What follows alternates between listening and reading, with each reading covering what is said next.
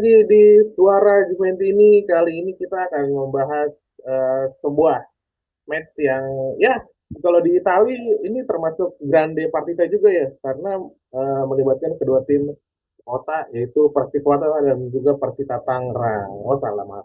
Jadi tentang Juventus dengan Torino ya. Ini Torino kali ini menjadi hostnya Juventus menjadi tim yang away tapi memang kalau kita bermain secara satu kota derby ini memang selalu ada triknya juga ada juga dan juga ada cerita bumbu-bumbu yang dipakai buat menghangatkan jalannya pertandingan dulu kan sempat peristiwa Superga selalu Juventus ini ya, ataupun para tifosi di sana untuk mengejek para peserta dari Torino dan juga dari Torino juga langsung mengcounter dengan Calciopoli-nya. Nah, ini besok kita akan melihat lagi pertandingan yang mungkin menurut gue sih nanti akan terjadi pertandingan yang sangat alot ya. Oke, bersama gue Bio kali ini bersama dua narasumber yang sudah malang melintang di dunia suara Juventus ini. Yang pertama, yang backgroundnya suara Juventus ini dengan Bang siapa nih? Halo, Suara Juventini. Perkenalkan, gua Adi Juventini dari Jakarta. Yang kedua, dengan Mas siapa yang belakangnya ada Gigi Buffon dan juga King Alex Del Piero. Silakan. Halo teman-teman Suara Event ini kembali lagi bersama Genta dari Sudimara. Lebih marah nggak tuh? Oke, eh, kita langsung membahas aja langsung ke materi tentang jalannya. Mungkin Hmm. nanti bisa jelaskan jalannya pertandingan Della Mole. Mungkin bagaimana nanti kita harapannya dan juga jalan pertandingan nanti kita akan langsung bahas. Nah, gue nanti akan memberikan beberapa pertanyaan seperti kuis nih buat Genta dan juga Adi ya, biar kita menambah bumbu-bumbu yang sangat enak gitu untuk meramaikan pertandingan Della Mole. Karena Della Mole ini kalau di luar Italia dianggap sebelah mata gitu karena kalah sama Derby Roma sama Derby Milan juga. Makanya nanti gue akan mengasih beberapa kuis. Bagaimana menurut Mas Genta nih pertama jalannya pertandingan nih apakah akan sulit untuk Juventus atau kedua-duanya akan berjalan dengan sulit gitu? Ya, terima kasih Mas Bio. Jadi kalau udah langsung pertanyaannya antara buat Juventus suang tadi ya untuk menjalani match ini ya, itu ya tadi ya pertanyaannya. Ya, ya, Ya, ya memang mungkin secara general dulu derby Torino itu memang dari dulu cukup seru dan buat Juventus tuh tidak mudah gitu ya. Kalau yang seingat gue nih memang derby Torino ini atau derby Della Mole ini emang jarang Juventus tuh bisa merajalela, apalagi kalau mainnya di kandang Torino gitu. Tapi walaupun menang terus sih. Nah, seperti biasa juga, dan kita juga sempat kesulitan kalau nggak salah musim lalu gitu kan, yang ada peluang Dusan Vlahovic Matiang gitu kan, gitu-gitu.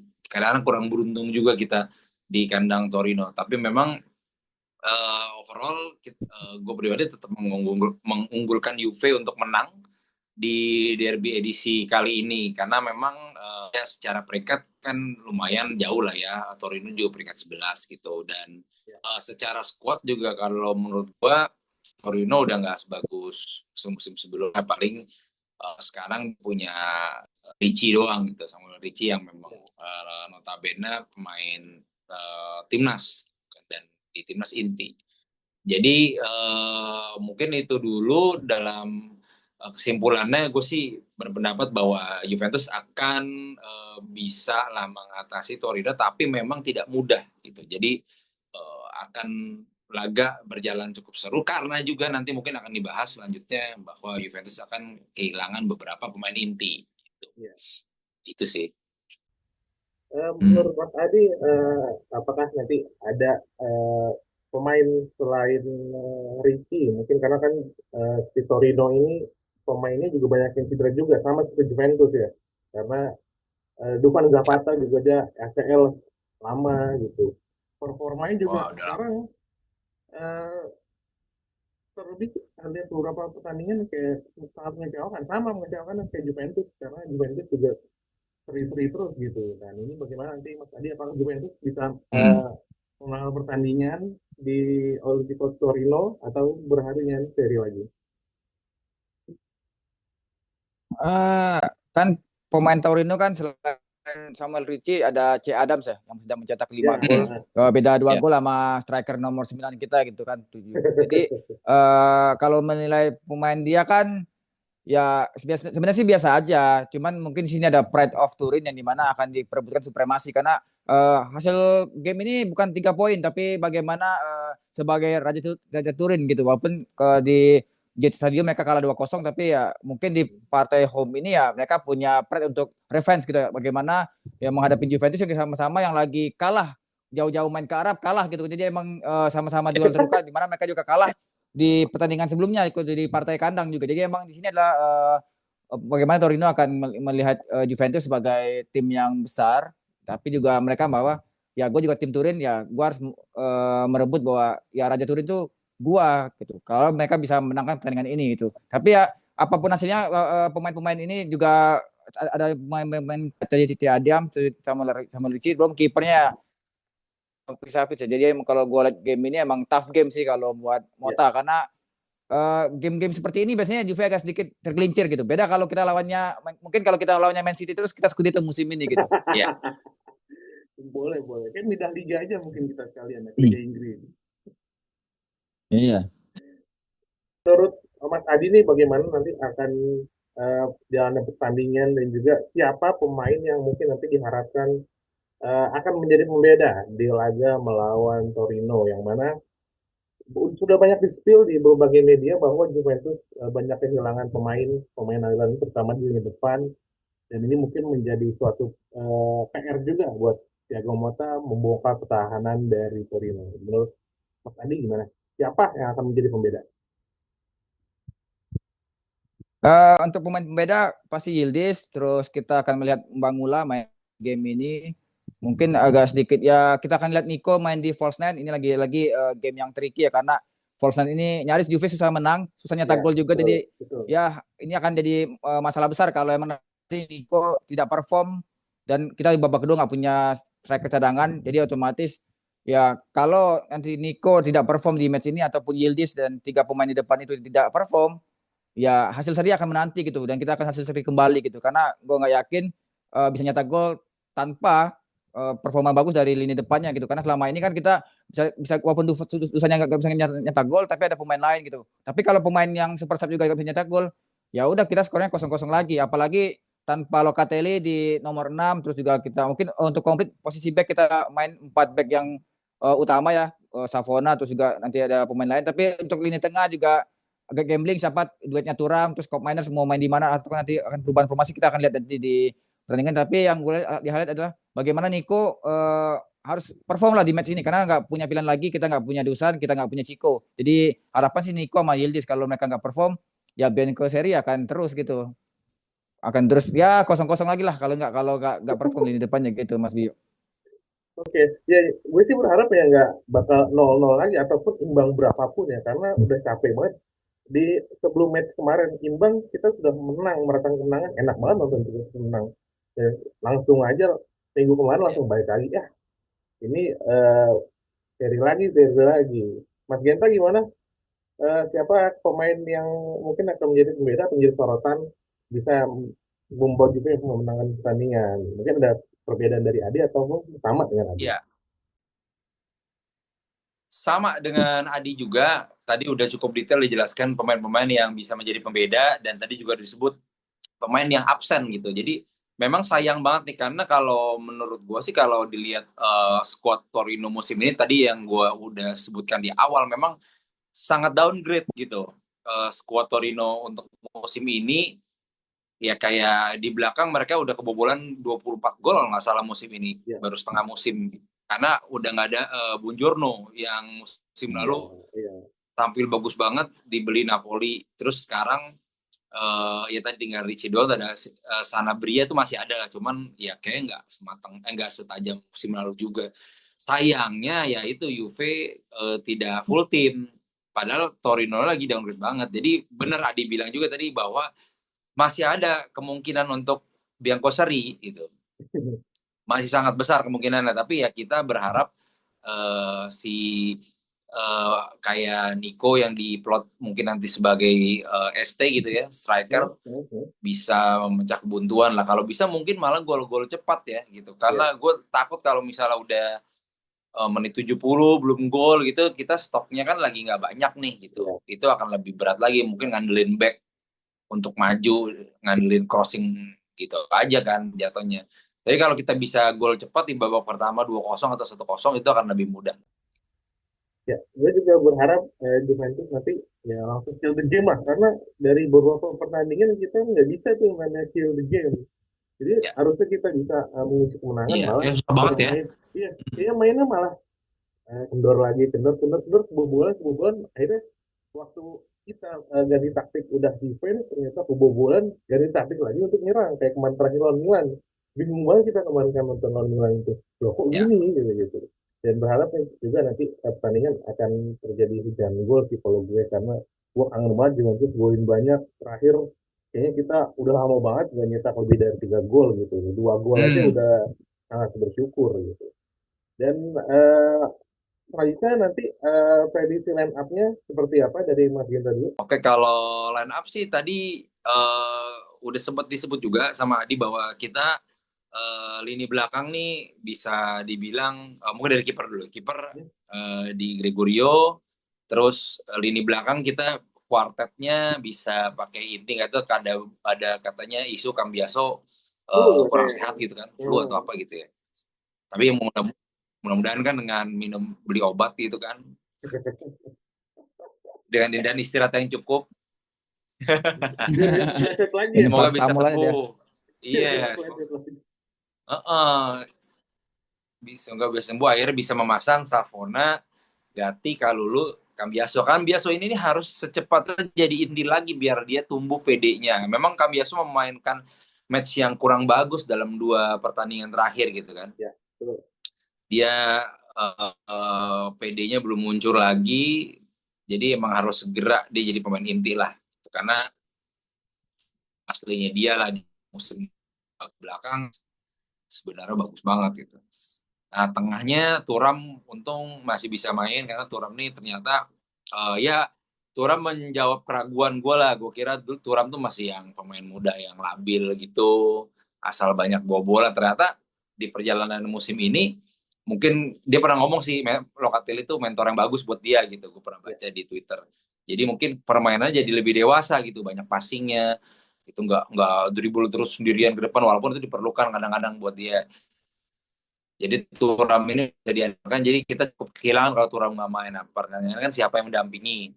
Kelihatannya bakal Douglas Luiz. Cuman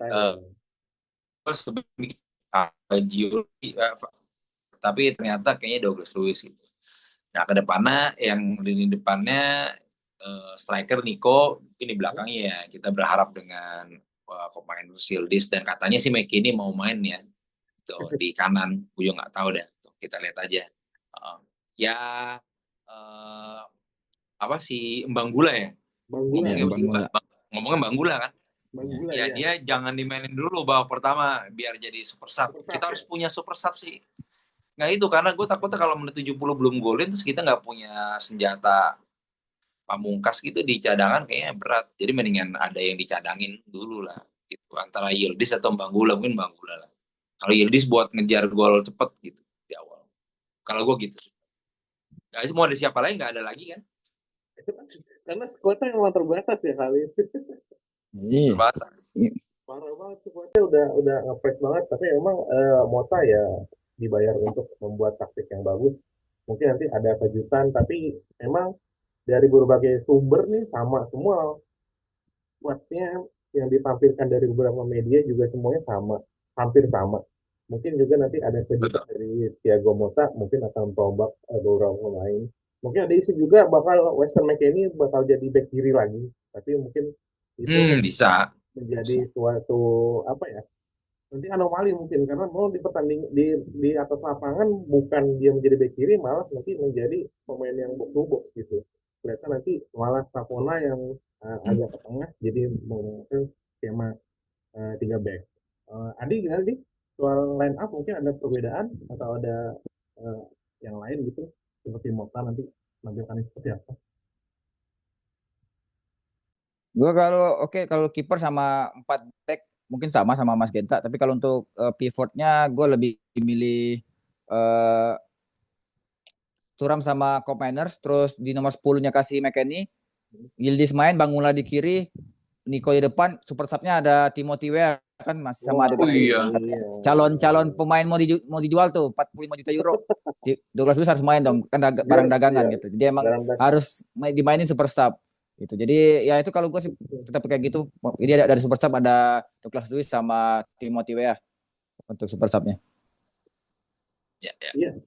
Gue lupa ada Timothy Weah itu bisa tuh jadi super sub tuh dia. Beneran. Iya. Pecah kebuntuan. Karena anak-anak legenda ini sampai sekarang pun yang konsisten baru, mungkin bener kata Mas Genta tadi, yang yang udah konsisten baru si Timothy Weah, karena memang dari match terakhir lawan Milan pun dia sebagai jenderal lapangan Juventus sama Locatelli ini udah mulai kuat banget ya, karena dari beberapa match dia bisa jadi orkestrator, dia bisa jadi box to box, bisa jadi anchorman juga, tergantung situasi di lapangan seperti apa. Dan sekarang gue mau tanya, kepada kalian berdua nih. Sejauh ini sampai akhir Desember kemarin, ini pemain siap Juventus yang memang menurut kalian menjadi top performer, ada siapa menurut kalian? Dari Mas Ginter dulu. Kalau menurut gue, kalau tidak melakukan kesalahan ketika lawan Milan di Supercoppa sih, dia pemain yang sempurna musim ini gitu. Benar-benar pemain yang sempurna dan tidak tergantikan. Cambiaso juga tadi mau gue masukin di situ, cuman sempat cedera terus belum balik ke performa terbaiknya, jadi ada tanda kutip minusnya lah. Tapi gue kayaknya kalau dibilang top, gue masih tetap Locatelli sih kayaknya, karena di balik kesalahan dia lawan Milan, di match lawan Milan itu pun dia sebenarnya cukup baik permainannya. Dia banyak buka peluang, banyak kerebut bola di daerah pertahanan Milan yang bikin jadi kita punya counter attack dan sebagainya gitu. Jadi sebenarnya masih oke lah dia gitu. Tapi sayang dia membuat penalti lah. Gue sih masih Locatelli lah yang bisa dibilang tidak tergantikan gitu. Untung ngelawan Torino dia nggak mainnya gitu. Minta ada penggantinya ya si Locatelli, jadi istirahat dulu dia. Adi gimana? Ya bener juga sih. Untuk pemain yang perform ya, kalau gua sih ya karena sama semua jadi nggak average saja, nggak ada yang semuanya sama karena nggak ada yang konsisten.